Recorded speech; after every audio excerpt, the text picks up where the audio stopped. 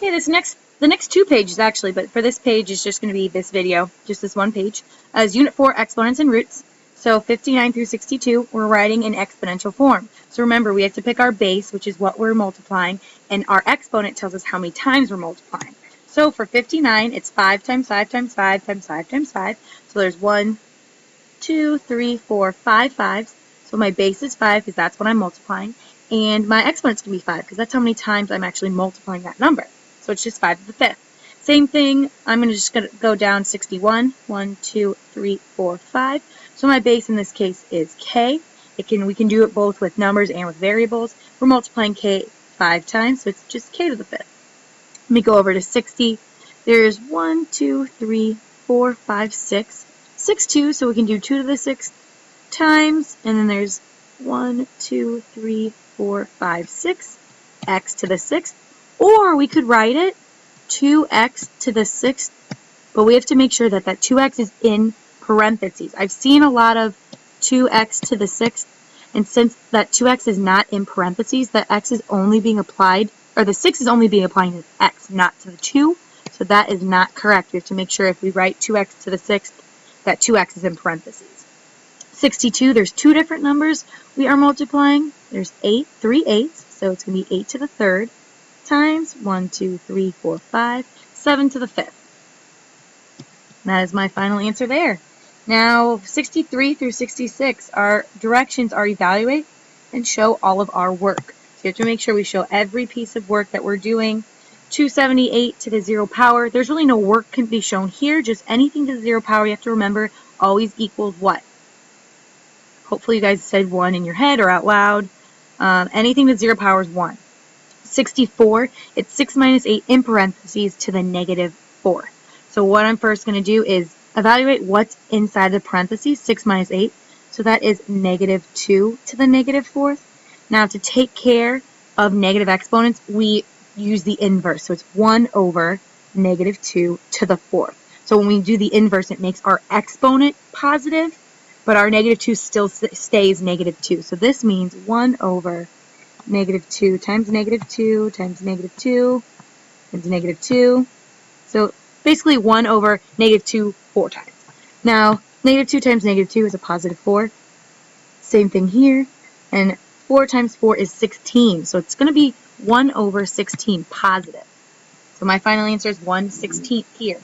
65 is a little bit different. Actually, I think it's a little bit easier. Anything with base 10, so what we're multiplying here, that 10, our exponent tells us how many zeros we're adding onto our 1.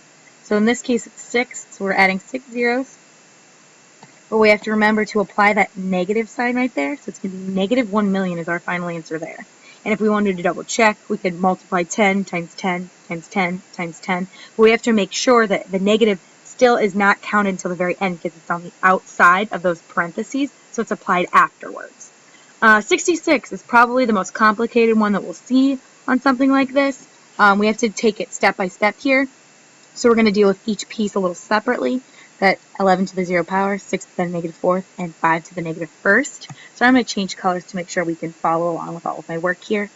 11 to the 0 power, remember everything to the 0 power is 1. Now to take care of those negative exponents, we're going to use the inverse.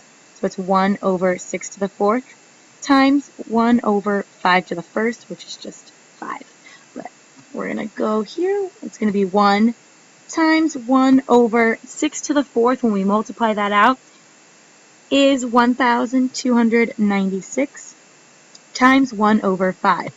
Now, 1, we could change that, so I'm going to erase this really quick. That 1 there can be changed to 1 over 1 because it's still the same value, but now since we're dealing with fractions there, it'll be a little bit easier to see. So when we're dealing with fractions, we just multiply across, numerators by numerators, denominators by denominators. 1 times 1 times 1 is obviously 1. 1 times 1,296 times 5 is going to be 6,480. So our final answer is a positive 1 over 6,480. 67 through 72 is the properties of exponents, and we made a foldable for this. And there's a few, they're kind of tricky, so we have to make sure we're keeping track of what we're doing here. So 67 is 5 to the negative 2 times 5 to the 12. Now we want to write the product or quotient as 1 power. We're not evaluating here. We're just rewriting with a base and an exponent using our exponents, the properties of our exponents. Since we have the same base here, what we do is we add our exponents. So it's 5 to the negative 2 plus 12, which is just 5 to the 10th. So my final answer would be 5 to the 10th. I'm not going to multiply that out. I'm not going to figure out what 5 to the 10th is. I'm leaving it as 5 to the 10th. 68. This one's tricky. People have been tripped up on this. If a base doesn't have an exponent written on it, like this one here, this x here, we automatically put a 1. X to the first and x are the same thing. So again, we have the same base. So it's x to the 7 plus 1, which is x to the 8. Now this is how we're showing our work, this middle step here. That shows me you really understand the properties of our exponents. For 69, 2 to the 3rd over 4 to the 8th, we don't have the same base. And with these properties, we have to make sure there are the same base here. So we just write big cannot combine here. Cannot combine it. 70, this is a quotient. So since we're not multiplying, we're dividing here. Instead of adding the exponents like we did on 67 and 68, we're going to actually subtract those. So it's 6 to the 14 minus 5, which is 6 to the 9th. So my final answer is 6 to the 9th there. Now, 71 and 72 are my third property of exponents, power to a power, which means since we have two powers next to each other, we're going to multiply these. So it's going to be 7 to the negative 3rd times 5, which is 7 to the negative 15th. My final answer there. Same thing with 72. We're going to multiply 3 and 4, so it's 8 to the 3 times 4, which is 8 to the 12. So my final answer there is 8 to the 12. Those properties of exponents can be a little tricky. You might have to review our notes to go over those, but make sure we're careful when we're same base. Make sure if we're multiplying those bases, we're adding our exponents, dividing those bases, we're subtracting our exponents, and power to a power is multiplying. Now, 73 through 76 is scientific notation. We want to write 73 and 74 in standard notation, which means just the whole number. We're not going to have any base 10 involved there. So that base 10 is always going to be there when we're looking at scientific notation. 73 and 74 are actually written in scientific notation. We're changing that into standard notation. So our exponent on our base 10 is going to tell us which way to move our decimal and how many times. So for 73, it's 2.75 times 10 to the negative 5th. So since it's negative, we're going to end up swooping to the left, and it tells us 5 times. So it's 1, 2, 3, 4, 5. Those are our swoops. So we have 0. We have to fill in those blank spots there with 0. So it should have 0.0000275, a really small number.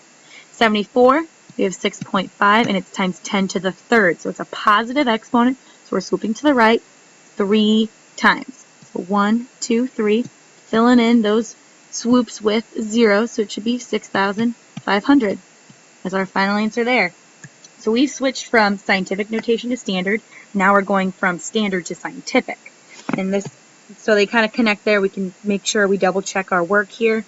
So we want our first number to always be between greater than or equal to 1, less than 10. So here we need our decimal to be between that 5 and the 8. So it should be 5.8 times 10 to some exponent. So that's always the basic of scientific notation. Some number that's greater than or equal to 1, less than 10, times 10 to some sort of exponent is always what we're doing here for scientific notation. So we have to count how many times we swooped our original decimal to where we want our decimal to be. 1, 2, 3, 4, 5, 6.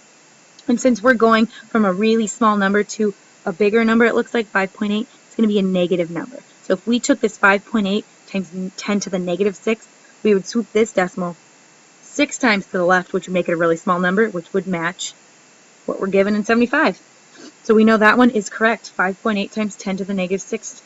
Same thing with 76, except this is a really big number going to a smaller number. So we should know that our exponent on our 10 is going to be positive. And I want my number to be greater than or equal to 1, less than 10. So it's going to be between that 8 and the 9. But we have to make sure we have all of those digits that are necessary there. We don't need these zeros. So it's going to be 8 8.93. If we had all those zeros, it wouldn't change any value. And the point of scientific notation is to make it a lot quicker for us to write. So we don't need those zeros. So 8.93 times 10 to some exponent. So we swooped 1, 2, 3, 4, 5, 6, 7, 8, 9, 10, 11 to get to where we wanted that decimal to be.